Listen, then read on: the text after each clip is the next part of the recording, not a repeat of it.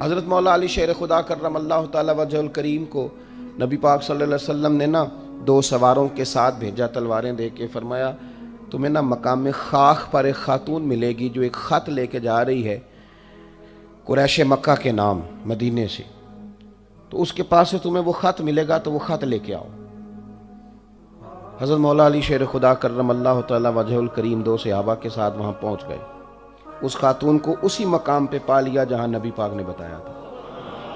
اب سفر میں یہ طے نہیں ہوتا کہ کہاں ملاقات ہوگی، طے نہیں ہوتا، لیکن حضور نے طے کر کے بتایا، فرمایا مقام خاخ پہ ملے گی۔ تو حضرت علی کہتے ہیں وہی ملی جہاں مدینے والے نے بتایا تھا۔ ابھی تک لوگوں کو حضور کے علم شریف کی دلیلیں نہیں مل رہی، جہاں بتایا تھا وہیں عورت ملی۔ تو حضرت علی کہنے لگے وہ خط لا، کہنے لگی کون سا خط؟ کوئی شے نہیں۔ اب اس کا جو تھیلا تھا سامان والا وہ تلاش کیا، گھوڑے یا اونٹ پر سوار تھی، ساری تلاشی لی، جو اس کے پاس چیزیں تھی وہ ساری اس سے دیکھ لی، خط ملا کوئی نہیں۔ اب ایک صحابی بیچ میں سے کہنے لگے علی پتہ نہیں اب یہ خط کہاں چھوڑ رہی ہے، کیا معاملہ ہے، تو اب کیا کریں، یہ خاتون بھی ہے۔ تو حضرت مولا علی شیر خدا نے تلوار نیام سے باہر نکالی، آپ فرمانے لگے بی بی 2 حرفی بات ہے، میرے رسول نے کہا خط تیرے پاس ہے، چاند ٹوٹ سکتا ہے، تارے جھاڑ سکتے ہیں، حضور نے فرمایا تو خط تیرے پاس سے نکلے گا۔ ہاں بات ختم ہو گئی، جو دن کو کہہ دیا دن ہے تو دن نکل آیا، اور جو شب کو کہہ دیا شب ہے تو رات ہو کے رہی۔ اور خدا نے ان کی زبان کو وہ اختیار دیا کہ جو نکلی منہ سے ان کے وہ بات ہو کے رہی۔ خط تیرے پاس ہے تو نے دینا ہے، اب یہ بتا تو نے کیسے دینا ہے تیرے پاس، بتا کس طرح دے گی۔ جب اس نے مولا کائنات کی بات سنی اور شیر کے شیروں والے تیور دیکھے تو اس نے اپنے بال کھولے اور خط نکال کے دے دیا، کہنے لگے یہ خط ہے۔ حضرت مولا علی نے اس صحابہ کی طرف دیکھا اور فرمانے لگے دیکھا میرے محبوب کے غلاموں خوش ہو جاؤ، حضور کی زبان نور سے جو نکلتا ہے حق اور سچ ہی نکلتا ہے۔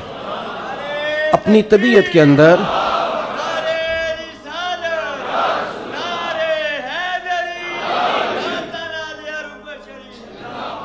اپنی طبیعت میں نا یقین لائیں۔ حضور نے کہا ہے کہ نماز پڑھو تو روزی میں برکت ہوگی، تو انشاءاللہ ہوگی، انشاءاللہ۔ تو پھر اذان کے ٹائم دکان بند کرنی ہے، نماز سے چھٹی نہیں کرنی، تو مسجد آنا ہے۔ دیکھیں ہمیں زینت دی گئی ہے داڑھی کے ساتھ، تو اگر ہماری زینت داڑھی میں ہے تو پھر زینت داڑھی ہی میں ہے، پھر بغیر داڑھی کے۔ میری بات کی سمجھ آ رہی ہے؟ میں دوستوں سے اکثر گزارش کرتا ہوں کہ بغیر داڑھی کے بندہ ساج سنور کے نکلے تو لوگ کہتے ہیں پیارا لگ رہا ہے، یہ بھی تعریف ٹھیک ہے، لیکن داڑھی والا آدمی کبھی وضو کر کے نکلے تو تعریف اس کی بھی ہوتی ہے، لیکن پتہ کیا کہتے ہیں کتنا نورانی چہرہ ہے۔ اب بالکل رنگ ہی بدل گیا ہے تعریف کا، وہی تعریف ہی ہے، پہلے بھی تعریف ہوئی تھی تو اب بھی تعریف۔ تو اللہ رسول کی باتوں پر مکمل اعتماد، مکمل یقین۔ اور یہ جو ہمارے طبیعتوں میں اب لوگ مایوسیاں پیدا کرتے ہیں نا، بہت زیادہ مایوسی پیدا کرنے والوں کی لمبی تعداد ہے، بڑی لمبی، ان سے بھی جان چھوٹ جائے گی، آپ مضبوط ہو جائیں گے ذہنی طور پر۔ یاد رکھیں کہ وہ بندہ کمزور نہیں ہوتا جس کا جسم تھک جائے، میں نے کہا وہ تو سویرے ٹھیک ہو جائے گا، سوئے گا تو سویرے اٹھے گا تو ٹھیک ہے۔ جس کا دماغ تھک جائے، جو بالکل یہ لوگوں نے مایوس کر دیا، کچھ بھی نہیں ہو سکتا جی، غریب آدمی کیا کر سکتا ہے جی، آپ ایسے ہی رہیں گے جی، چھوڑیں جی، آپ آگے نہیں جا سکتے۔ کچھ میری طرح کے لوگوں نے بھی پریشانی پیدا کی، انہوں نے کہا جی وہ تو داتا صاحب تھے، آپ نہیں اتنے نفل پڑھ سکتے، یہ کہاں لکھا ہوا ہے جی، یہ کس نے کہا ہے؟ وہ تو فلانے بزرگ تھے، آپ نہیں، یہ وہ کیوں نہیں کر سکتے بھائی؟ وہ بزرگ بھی وہی قرآن پڑھتے تھے جس کی ہم تلاوت کرتے ہیں، ان کے لیے بھی حضور نے وہی سنت چھوڑی تھی جو ہمارے لیے چھوڑی۔ ایک ملنگوں کا ٹولہ ہے، وہ بھی بڑی پریشانیاں پیدا کرتا ہے، وہ کہتے تینوں کسی نے کچھ کیتا ہے، وہ بھی بندہ گیا سرے سے، کام سے گیا۔ وہ خدا کے بندے، ہمارے ہاتھ میں رب رسول کا دامن ہے، کوئی کچھ کر بھی دے تو مدینے والے نے فرمایا تو سورت بقرہ پڑھا کر گھر میں، جن کیا شیطان بھی تیرے گھر سے دوڑ جائے گا۔ تو آپ ذہنی طور پر اپنے آپ کو کمزور نہ کریں، طاقتور بنیں اور بڑی بات کریں، بڑی۔ جو لوگ دائرہ محدود کرتے ہیں وہ کمزور ہو جاتے ہیں۔ ہمارے اللہ کے بندے چلے تھے کہاں سے پہنچے کہاں. خواجہ معین الدین صاحب رحمۃ اللہ علیہ، یہ بڑی بڑی بلڈنگیں، بڑے بڑے جو ہیں وہ یونیورسٹیاں، آستانے اب بننے لگے ہیں. آپ پڑھیے خواجہ صاحب رحمۃ اللہ علیہ کو تو ہندوستان میں خیمہ لگانے کی جگہ نہیں دیتے تھے لوگ. یہاں خیمہ لگاتے تو کھیڑ دیتے تھے، وہاں لگاتے تھے تو کھیڑ دیتے تھے. پھر انہوں نے یہ نہیں کہا کہ مجھے تو جگہ نہیں مل رہی، تو وسائل آئیں گے تو کوئی چیز بنے گی، کوئی ادارہ بنے گا تو کام ہوگا. یہ لوگ تو چلتے پھرتے ادارہ تھے. ہاں یہ فقیر تھے، جہاں بیٹھ جاتے تھے وہاں جلسہ ہو جاتا تھا، جہاں چلنے لگتے تھے وہاں جلوس ہو جاتا تھا. یہ لوگ میرے مجلس تھے، اس لیے انہوں نے اداروں پہ توجہ نہیں دی، بندوں پہ توجہ دی. درختوں کے نیچے، یہ حضرت محدث اعظم پاکستان رحمۃ اللہ علیہ کا عرس آ رہا ہے 1-2 دن میں، درخت کے نیچے بیٹھ گئے پڑھانا شروع. کسی نے کہا حضرت ادارہ نہیں بنانا، فرمایا وہ مستری بنایا کرتے ہیں، وسائل آئیں گے تو کہہ دیں گے کسی مستری. ہماری ڈیوٹی پڑھانا ہے، درخت کے نیچے بھی پڑھائیں گے. اور پڑھایا تو مزہ لے کے پڑھایا، کمال کر دی. ایک ان کے شاگرد ہوئے مفتی مجیب الاسلام اعظمی رحمۃ اللہ علیہ، وہ کہتے ہیں میرا بھی کھانا کہیں سے آتا تھا تو صحیح نہیں آتا تھا. تو استاد جی جو کہ ابھی نئے نئے آئے تھے ہجرت کر کے پاکستان، ان کا کھانا گھر سے پکتا تھا، وسائل زیادہ نہیں تھے کہ وہ مجھے بھی کھلا سکیں. لیکن استاد تھے نا، ایسا نہیں تھا کہ بچے رکھ لیے خانقاہ پہ تو وہ اس لیے رکھے کہ وہ آنے والوں کو پانی پلائیں گے، وہ چائے پلائیں گے. 7 سال بیت گئے، بیچارے نے قرآن مجید نہیں حفظ کیا، اس کا استحصال ہوا، اسے پڑھنے ہی نہیں دیا گیا. اور پتہ نہیں کس نوعیت کا ظلم ہوا، خیال ہی نہیں کیا کہ یہ کس طرح ماں نے کلیجے سے دور کر کے ہمیں دیا تھا. مفتی مجیب الاسلام رحمۃ اللہ علیہ فرماتے ہیں کہ حضرت کیا کرتے کہ جو میرا کھانا آتا نا وہ کچھ ٹھیک نہیں ہوتا تھا، کئی دفعہ رات کی روٹیاں بھی مجھے دے دی جاتی. تو حضرت کیا کرتے، کہتے پتر یہ تیرے والا مجھے بڑا پسند ہے، تو اپنی روٹی دے دے، میں کھا لیتا ہوں، تو میری آئے گی تو تو کھا لینا.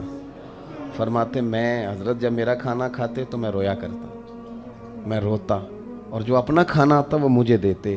جب اس رنگ میں نا اگر کوئی شعیب آئے میسر، پھر شبانی سے کلیمی 2 قدم ہے. اللہ کرے کو مل جائے نا ایسا جو اس طرح پیار کرے تو بہت سارے لوگ نکھر کے سامنے آ جائیں گے. کیونکہ باتیں زیادہ نہیں کرنی، سمیٹنے کی طرف آتا ہوں.